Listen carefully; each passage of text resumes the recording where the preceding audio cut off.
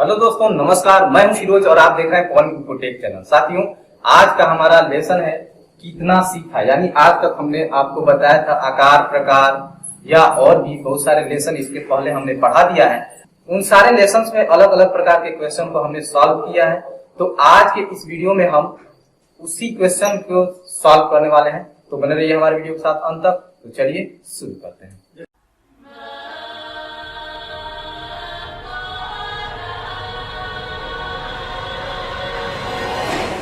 सबसे पहला हमारा क्वेश्चन है, सौरभ के पास कहानी की 4 किताबें हैं।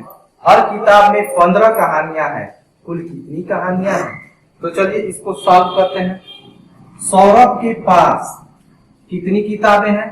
4 किताबें हैं। कितनी किताबें हैं? 4 किताबें हैं। हर किताब में 15 कहानियां हैं। कितनी कहानियां हैं? 15 कहानियां हैं। यानी किताबों की संख्या 4 है और प्रत्येक किताब में 15 कहानियां हैं। तो बताइए कुल कितनी कहानियां हैं? इस प्रकार से हमने बताया था कि जब एक दिया हो और अधिक का पूछे तो उसको हम क्या करते हैं? गुणा करते हैं, या उतनी बार उन संख्या को क्या करते हैं? जोड़ते हैं। तो 2 प्रकार से आप सॉल्व करते हैं। 2 प्रकार से आप सॉल्व कर सकते हैं। एक मैंने गुणा करके बताया था। एक किताब में 15 कहानियां हैं तो 4 किताब में कितनी, यानी अधिक का पूछ रहा है ना, तो आप क्या कर सकते हैं? 15 गुणे 4, यानी 15 का 4 गुना कितना होगा? तो गुणा कर लेते हैं। 4 25 20। 20 का क्या लिखेंगे? 0 लिखेंगे। हासिल क्या हो जाएगा? 2 हो जाएगा। 4 एकम 4 और 2 6। इस प्रकार से 4 किताबों में कुल कितनी कहानियां हो जाएगी? 60 कहानियां हो जाएगी। अथवा 15 कहानियों को 4 बार जोड़ेंगे। कितनी बार? 4 बार। तो 15 प्लस 15 और पुनः उसमें 15 और पुनः उसमें 15। कितनी बार? 4 बार। इसी को हम क्या कहते हैं? गुणा कहते हैं।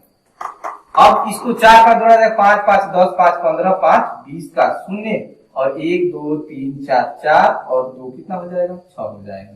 तो इस प्रकार से आप कर सकते हैं या इस प्रकार से। यानी सौरभ के पास कुल कितनी कहानियां हैं? 4 किताब में मिलाकर के 60 कहानियां। चलिए क्वेश्चन नंबर 2 देखते हैं क्या कहता है। दोस्तों, दूसरा हमारा क्वेश्चन यहाँ पे दे दिया गया है, गुणा करो। क्या करो? गुणा करो। अब यहाँ पे कुछ संख्याएं दी हुई है, 19 गुणे 6, 17 गुणे 5, 42 गुणे 7, 52 गुणे 8, 82 गुणे 1। गुणा करने के लिए मैंने आपको बताया था कि पहाड़ा जरूर याद कर लीजिएगा, और पहाड़ा मैंने लिखवाया भी था, और किस प्रकार से उसको याद करते हैं ये भी मैंने बताया था। तो आशा करता हूँ आपने याद कर लिया होगा। चलिए अब 6 का गुणा करना है 19 में। तो गुणा किस प्रकार से किया जाता है? दाईं तरफ से स्टार्ट किया जाता है। तो 6 का 9 में गुणा करेंगे, क्या हो जाएगा? 6 9 54। 54 का 4 हासिल 5 और 6 एकम 6 और 6 5 क्या हो जाएगा? 11 हो जाएगा। इस प्रकार से 19 गुणे 6 बराबर 114। अब हम गुणा इस प्रकार से नहीं करेंगे 6 का 6 6 एकम 6 6 2 12 6 3 18। नहीं, मैंने आपको बताया था कि इतना रट डालिए पहाड़ा को कि जैसे पूछा जाए 5 25 तो आप बताइए फटाक से 25, 7 25 35, 8 25 40, 9 6 54। यानी जैसे ही पूछा जाए फटाक से आप बता दें। उसी प्रकार से चलिए अगला चलते हैं। 5 का 7 में गुणा करेंगे, 5 7 35। तो 35 का क्या लिखेंगे? 5 लिखेंगे। अब हासिल इसमें क्या हो जाएगा? 3 हो जाएगा। तो 5 एकम 5 और 3 क्या हो जाएगा? 8। इस प्रकार से 17 गुणे 5 बराबर क्या हो जाएगा? 85 हो जाएगा। अगला देखते हैं 42 गुणे 7। तो 7 का पहले 2 में गुणा करेंगे, उसके बाद 7 का 4 में करेंगे। तो 7 दूनी 14 हासिल 1, 7 चौको 28 और 1 29। इस प्रकार से 294 आपका आंसर आ जाएगा। अगला देखते हैं 52 गुणे 8। तो 8 का 2 में करेंगे, 8 दूनी 16 हासिल 1, 8 25 40 और 1 क्या हो जाएगा? 41 हो जाएगा। इस प्रकार से 52 गुणे 8 बराबर 416। 82 गुणे 1। तो किसी भी संख्या का 1 में यदि गुणा करते हैं तो आपका गुणनफल स्वयं वही संख्या ही प्राप्त होती है। कोई भी संख्या दी गई हो, गुणे 1 करना हो तो वही संख्या क्या होगी? प्राप्त होगी। देख लीजिए, 1 का 2 में गुणा करेंगे क्या हो जाएगा? 2 हो जाएगा। 1 का 8 में गुणा करेंगे 8 हो जाएगा। यानी 82 गुणे 1 बराबर क्या हो जाएगा? 82 हो जाएगा। इस प्रकार से दूसरा हमने क्वेश्चन भी सॉल्व कर लिया। चलिए अगला क्वेश्चन देखते हैं क्या कहता है।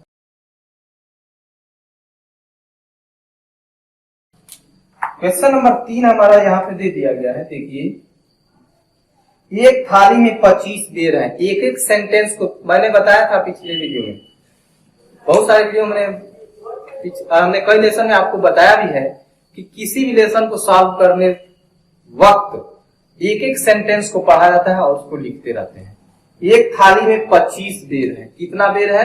25 बेर है। तो आप लिख लीजिए 25 बेर, 25। क्लियर। अब 5 बच्चों में बराबर बराबर बेर खाए।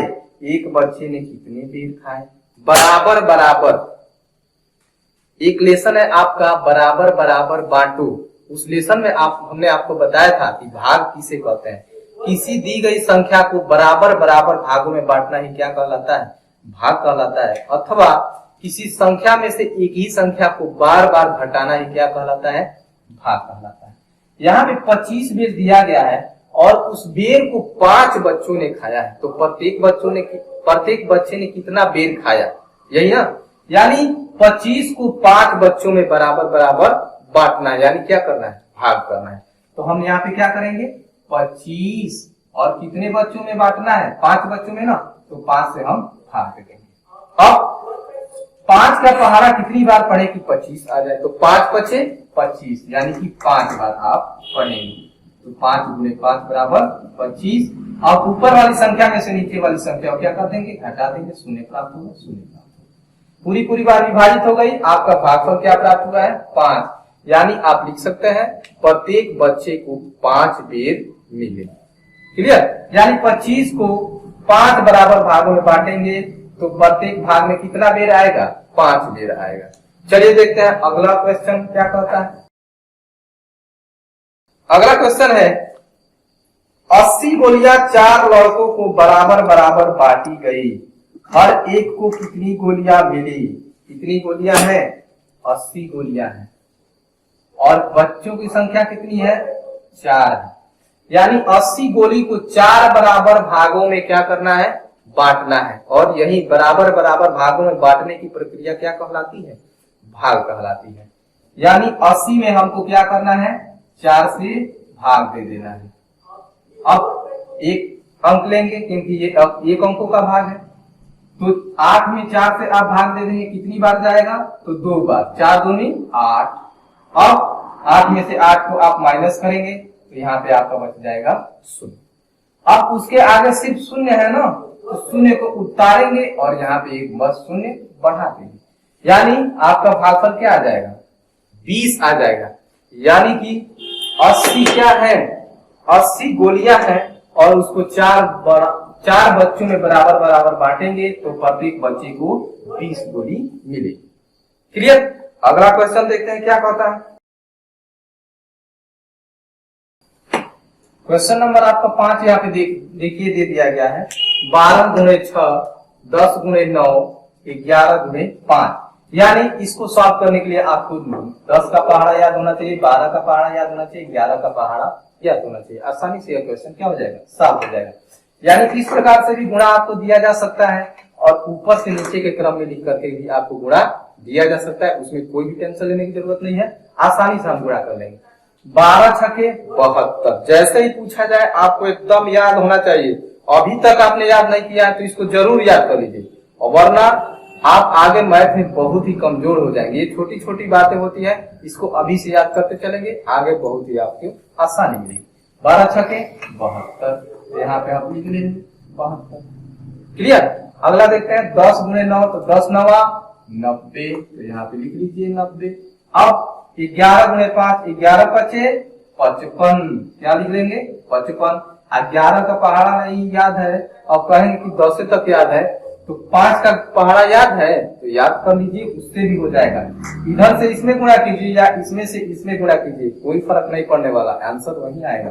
5 का 1 में गुणा करेंगे 5 एकम 5, पुनः 5 का 1 में गुणा करेंगे 5 एकम 5, यानी 11 गुणे 5 बराबर 55 या 5 गुणे 11 बराबर 55। इस प्रकार से हमने क्वेश्चन नंबर 5 को भी क्या कर लिया? सॉल्व कर दिया। अब क्वेश्चन नंबर 6 देखते हैं क्या कहता है। दोस्तों अगला हमारा क्वेश्चन दिया गया है, क्वेश्चन नंबर 6, पूरा करो। क्या करो? पूरा करो। किसको पूरा करना है भाई? जो दिया गया है उसको पूरा करना है। यहाँ पे देखिए तीनों को भाग करना है, लेकिन 3 यानी 27/3 और यहाँ पे खाली स्थान दे दिया गया है, और यहाँ पे पहले ही खाली स्थान दे दिया गया है, बाद में 9 और 36 दिया गया है। यहाँ पे देखेंगे 8 और 8 दिया गया, लेकिन अंदर एक अंक लिख के खाली कर दिया गया है। अब क्या करना है? ध्यान से समझिएगा। ये तो सिंपल हम जिस प्रकार से भाग देते हैं वही है, यानी 27 में 3 से क्या करना है? भाग देना है। चलिए अब 27 में आपको क्या करना है? 3 से भाग देना है। तो 3 के पहाड़ा में 27 कितनी बार में आ जाएगा? 3 एकम 3, 3 दूनी 6, 3 त्रिका 9, 3 चौको 12, 3 पचे 15, 3 छके 18, 3 सते 21, 3 नंबर 24, 3 नंबर 27, यानी कि 9 बार में आपका क्या हो जाएगा? 27 आ जाएगा और पूरी बार विभाजित हो जाएगी, यानी खाली स्थान पे क्या भर लेंगे हम? 9 भर लेंगे। अगला दे दिया गया 36 और 9, और यहाँ पे किस संख्या से भाग दिया जाए 36 में कि 9 बार भाग देने पर 36 आ जाए? दोस्तों इधर यदि दिया है तो इससे इसमें भाग करेंगे तो ये प्राप्त हो जाएगा, और इधर यदि दिया है तो इससे इसमें भाग करेंगे तो ये प्राप्त होगा। एग्जाम्पल के तौर पे देखिए, यहाँ पे 27/3 दिया था तो 3 9 27। अब ये अगर नहीं दिया हो, इधर 9 सिर्फ दे दिया हो, तो 9 3 27, यानी इससे इसमें भाग करेंगे तो ये प्राप्त हो जाएगा। तो हम प्राप्त कर सकते हैं इसको। अब 9 ये दे दिया है ना, तो 9 का पहाड़ा कितनी बार पढ़ेंगे कि 36 आ जाएगा। तो 9 चौके 36, यानी 4 बार में, यानी यहाँ पे क्या भरा जाएगा? 4 भरा जाएगा, और 36 ऊपर वाली संख्या में से नीचे वाली संख्या को घटा देंगे, पूरी बार विभाजित हो जाएगा। समझ में आया? इससे इसमें भाग देंगे तो ये प्राप्त होगा, इससे इसमें भाग देंगे तो ये प्राप्त हो जाएगा। देख लीजिए 4 9 36। क्लियर? अब देखिए यहाँ पे अंदर एक अंक लिख करके एक अंक नहीं दिया गया है, यहाँ पे 8 और यहाँ पे 8। तो हम भाग की प्रक्रिया में क्या करते हैं? 8 का पहाड़ा यहाँ पे इतनी बार पढ़ा जाए ये संख्या आ जाए, लेकिन संख्या नहीं दिया है, भागफल दे दिया है। तो 8 गुणे 8 कितना होगा? 8 अठाई 64, क्या हो जाएगा? 64। तो 64 में 6 दहाई 4 इकाई होता है ना, तो 6 दहाई तो दे दिया गया है, लेकिन 4 इकाई नहीं दिया है, तो यहाँ पे हम लिख लेंगे 4। अब 8 अठाई क्या हो जाता है? 64। अब ऊपर वाली संख्या में से नीचे वाली संख्या को घटा लीजिए, आपका भागफल पूरी बात क्या हो जाएगा? तैयार हो जाएगा। तो इस तरह से पूरा करो, यानी इसमें जो भी खाली स्थान था उसमें हमने आसानी से क्या कर लिया? पूरा कर लिया। चलिए देखते हैं अगला क्वेश्चन क्या कहता है। क्वेश्चन कैसा भी हो, सॉल्यूशन इतना आराम से आपको मिलेगा कि आप सोच ही नहीं सकते। अगला क्वेश्चन है, नीचे दी गई वस्तुओं में से गोलाकार, घनाभाकार, बेलनाकार और शंक्वाकार वस्तुओं को अलग अलग छांटो और लिखो। देखिए यहाँ पे क्वेश्चन नंबर आपका 7 दिया गया है। नीचे दी गई वस्तुओं में से गोलाकार, घनाभाकार, बेलनाकार और शंक्वाकार वस्तुओं को अलग अलग छांटो और लिखो। क्या करना है? अलग अलग छांटना है और उसको क्या करना है? लिखना है। अब 4 भागों में आप बना लीजिए। एक में गोलाकार वस्तुओं को लिखना है, अगले में जो घनाभाकार वस्तु होगी उसको लिखना है, अगले में उसके अगले वाले में बेलनाकार वस्तुओं को लिखना है, और उसके अगले वाले में शंक्वाकार वस्तुओं को लिखना है। सबसे पहला हमारा दिया है गेंद। तो गेंद क्या होती है? गोलाकार होती है ना, गोल होती है। तो गेंद हमारा किसमें आएगा? गोलाकार, घनाभाकार, बेलनाकार, शंक्वाकार, किसमें आएगा? गोलाकार वस्तु में। हम लिख देंगे गेंद।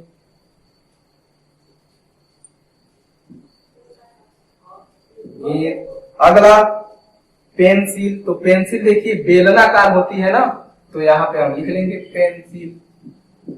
पेंसिल जो जिस आकार का है उसमें बस हमको लिखते जाना है। माचिस। माचिस क्या होती है? घनाभाकार होती है, तो हम लिख लेंगे माचिस घनाभाकार वाली में। अगला पेंसिल बॉक्स। पेंसिल बॉक्स भी क्या होती है? घनाभाकार रूप में होती है, तो इसको भी हम किसमें लिख लेंगे? घनाभाकार पेंसिल बॉक्स। अगला गोली। गोली छोटी सी गोली, वो क्या होती है? गोल होती है ना, यानी गोलाकार।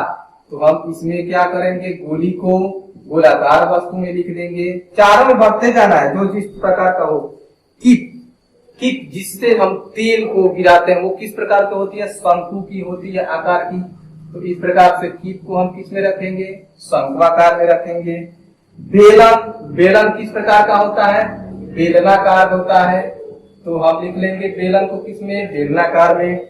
उसके बाद ईंट, ईंट किस प्रकार का होता है? उसमें 6 पृष्ठ होते हैं, उसकी लंबाई, चौड़ाई और ऊंचाई अलग अलग होती है, यानी कि घनाभाकार।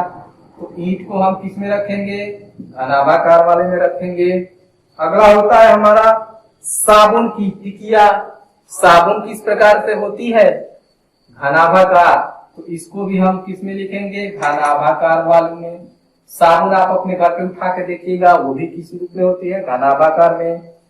अगला पीपा, पीपा दिया गया है। पीपा किसको बोलते हैं? एक लकड़ी का बनाया गया रहता है जिसमें हम पानी ले जाकर क्या करते हैं? धोते हैं, यानी वो किस रूप में होती है? बेलनाकार रूप में होती है। तो उसको हम लिख लेंगे बेलनाकार। पीपा, पीपा, पीपा किस रूप में होता है? बेलनाकार रूप में होती है। अगला तंबू, तंबू किस प्रकार से होता है? शंक्वाकार, यानी कि हम तंबू को शंक्वाकार रूप में लिख लेंगे। अगला हमारा होता है, अगला दिया गया है फूंकनी। घर पे देखिएगा चूल्हा जलाने के लिए ऐसे फूंका जाता है। तो फूंकनी किस प्रकार की होती है? बेलनाकार रूप में होती है। किस प्रकार की होती है? बेलनाकार रूप में। तो हम उसको लिख लेंगे बेलनाकार वाले फाँकने में। अगला मेज, मेज किस प्रकार से होती है? तो मेज हमारा होता है घनाभाकार। तो मेज को हम लिख लेंगे घनाभाकार वाले खाने में।